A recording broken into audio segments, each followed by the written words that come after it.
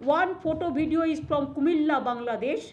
Other video is from Bhojpuri film. আশঙ্কা যে অমূলক নয় তা প্রমাণ করলেন বিজেপির মুখপাত্র নুপুর শর্মা।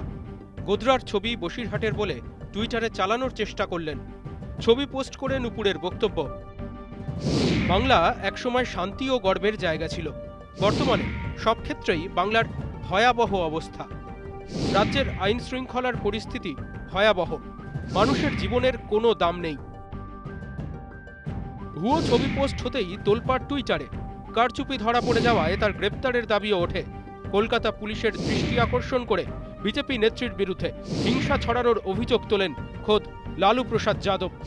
ট্রোলড হলেও দমেননি বিজেপি নেত্রী। টুইটারে তিনি পাল্টা লেখেন, যাঁরা আমাকে ট্রোল করছেন, বসিরহাটের ঘটনা ধামাচাপা দিতে তাঁরা রাত জেগে কাটিয়েছেন। আমি মিডিয়ার দেওয়া বসিরহাটের হিংসার ছবি ফের পোস্ট করছি, আশা করছি তারা কলকাতা পুলিশকে জানাবেন।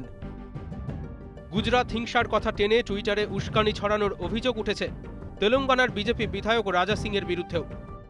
सांप्रदायिक दंगे करने वालों को गुजरात के हिंदुओं ने जो जवाब दिया था, आज उसी तरह से बंगाल के हिंदुओं को जवाब देने की आवश्यकता है। নুপুরের বিরুদ্ধে গড়িয়াহাট, রিজেন্ট পার্ক ও লেক থানায় জামিন অযোগ্য ধারায় মামলা হয়েছে। বসিরহাটের উত্তাপ জিয়ে রাখতে ফের সোশ্যাল মিডিয়ায় ভুয়ো পোস্টকে কি আশ্রয় করছে বিজেপি? দুই নেতার কাণ্ডে ফের একবার সেই প্রশ্ন উঠে গেল। Bureau report, ETV news Bangla.